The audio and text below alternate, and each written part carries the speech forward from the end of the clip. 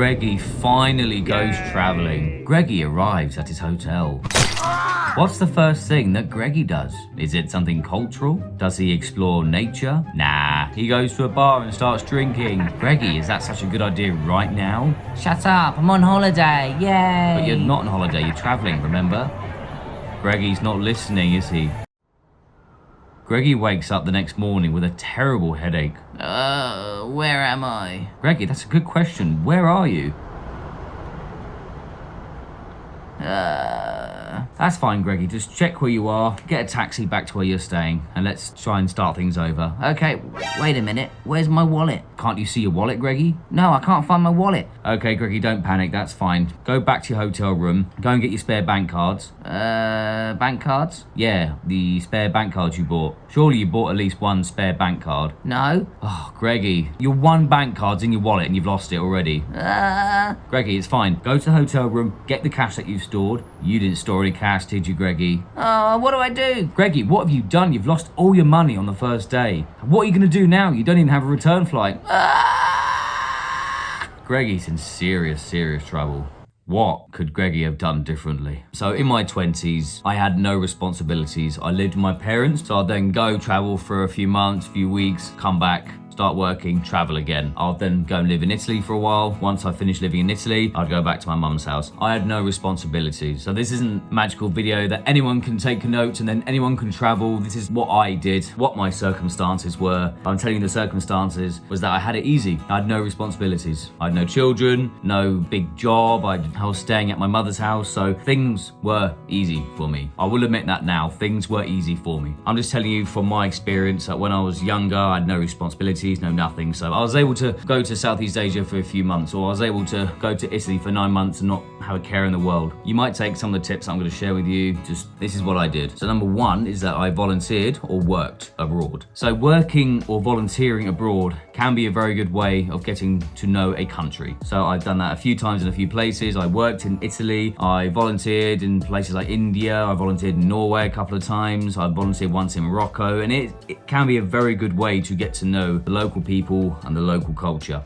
Generally with volunteering you get free lodgings, so you get to sleep, and generally you do get free food. So food and accommodation all paid for. Do a bit of work for them for free, the rest of the time is yours. That's the general rule of volunteering. So there is a volunteer website called Workaway. I'll link that below. So that's the one I used a few times in the past. I've also done work like looking after children. So if you're not very good with children, or you hate children, you're not good with children, then don't follow this advice. I was very good with children. I am very good with children. So I was able to spend 9 months in Italy for a living, looking after children, speaking to them in English, and making a small living from that. So when I was 22, I ended up going to Denmark for a month. I was with this family. There was a husband, wife, and 2 young daughters. So I was able to communicate and speak to them in English, so they could just practice in English. There was nothing really set in stone. They didn't pay me. I just had free food, free accommodation, and I got to travel around the area. Just went to a few Danish villages, went to some like towns. It was like my first travel away from home on my own. And it was just literally just an hour and a half flight. So this is like my stepping stone into traveling. I didn't go completely like off the rails to Southeast Asia or anywhere like that. My first time I had to go somewhere a bit across the water, just a little bit, and it was easy. And it was just 1 month, so it wasn't a long time. It was just 1 month, go back, start working again, then save up more, and then more traveling. Then after that I spent 9 months, so from the age of 23 I spent 9 months in Italy. I had my own flat and I had a few little various jobs where I was babysitting children, speaking to them in English. So this is just me, my experiences, what I did. I learned Italian. I picked up Italian. It was the second language I'd ever learned, and it was actually quite difficult to begin with because I had no knowledge of language and grammar. I didn't know what grammar was. I didn't know what a verb was. Like, what is a noun? I had no idea. It didn't make any sense to me. I didn't know what it was. So learning Italian, I then kind of learned English in a weird way. Then that opened the door for me to learn more languages. I also volunteered. I didn't really volunteer. We raised money here in England. There's a few of us, my brother and a friend of ours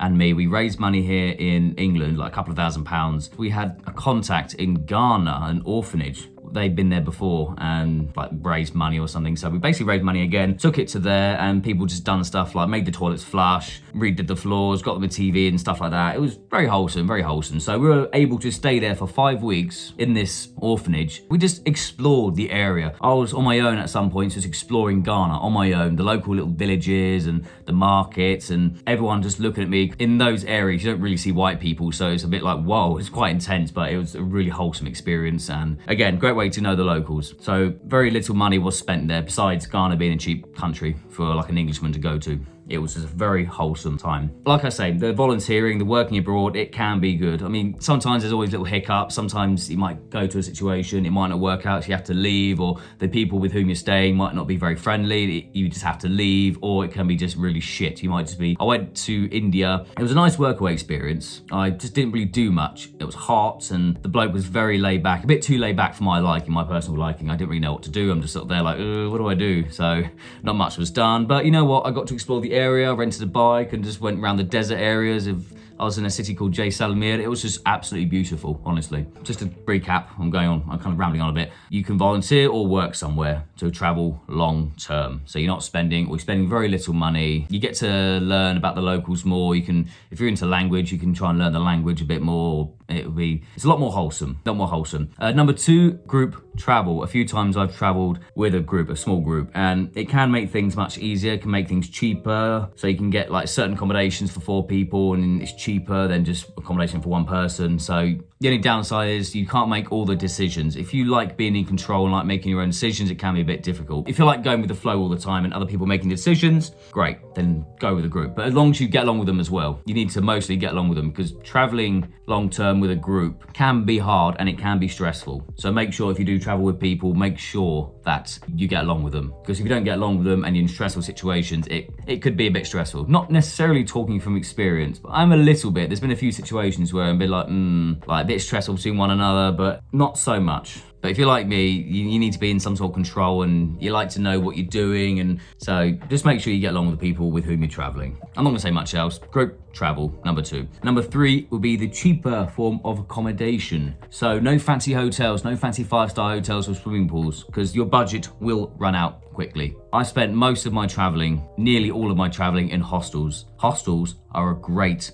way to meet people, meet fellow travelers. Honestly, I've met so many people over the course of 10 years in hostels. Yeah, it's a great time to party as well, because you meet a lot of people that want to go out for a few drinks in a bar, or you can get hooked up with the whole going out drinking. I've done that so many times before. You can then meet some people, you can meet some women and have some romances. I've done that a few times before as well. It's great. So you can get distracted from like the cultural side, because you can't get mixed up with the partying, the degenerate side. But you do meet some great people, and I've still got so many people on my Instagram whom I've met, and I just look at them and their Instagrams. I think, oh, I met you in India. Oh, I met you in Italy. It's just that wholesome feeling, and you kind of miss them a bit as well, these people that you've met. Depends how close you are with them, but hostels, they're cheap. They can be very cheap. And half the time, you can have such a really good, wholesome time with people. Sometimes you can go to a hostel and there's not really many people there, and it's a bit like, it's just kind of okay, boring. But generally, you can have a great time in hostels, and you can meet so many people, and it's just more of the norm to go up to a group of people in this hostel and go, hi, where are you from? Ah, you're from here.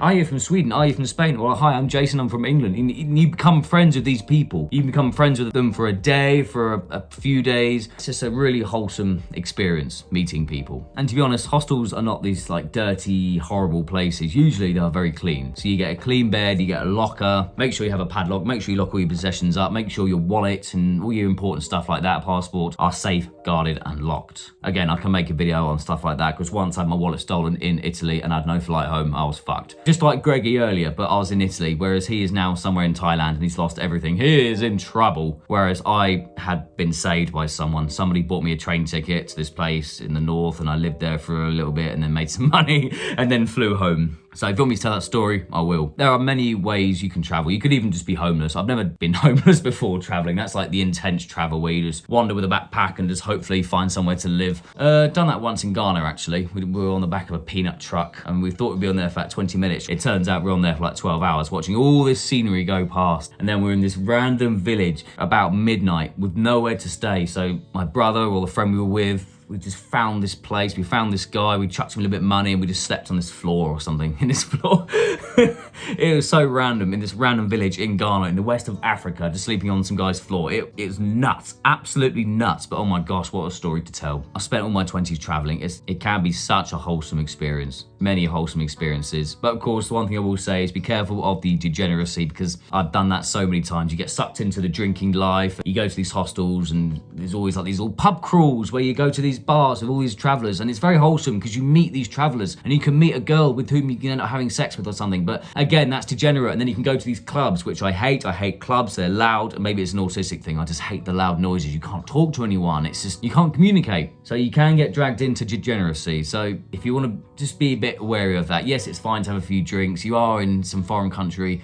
but again, be careful. Don't lose your wallet. Don't lose your phone. Don't lose your shit. Make sure you have plenty of bank cards, at least 2. Main bank card, secondary bank card. I had 2 bank cards and a credit card. The credit card was just backup, emergencies only. But I had 2 cards, so if I lost one, I've got the other. If I lost this one, I've got the other. And I had always cash, the local currency, stashed, just for emergencies. Hope this video was helpful in some ways. It has been requested once or twice, and it's been requested again by the same guy. So I'm making videos on traveling. Like, autistic guy goes traveling, all right? New series, autistic guy goes traveling. So thanks for watching this video. If you've made it this far, do hit the like button, and do let me know of any experiences, any other advice you can give to me. Not for me, but for other people that could be watching this video. Thanks for watching. I'll see you in the next video.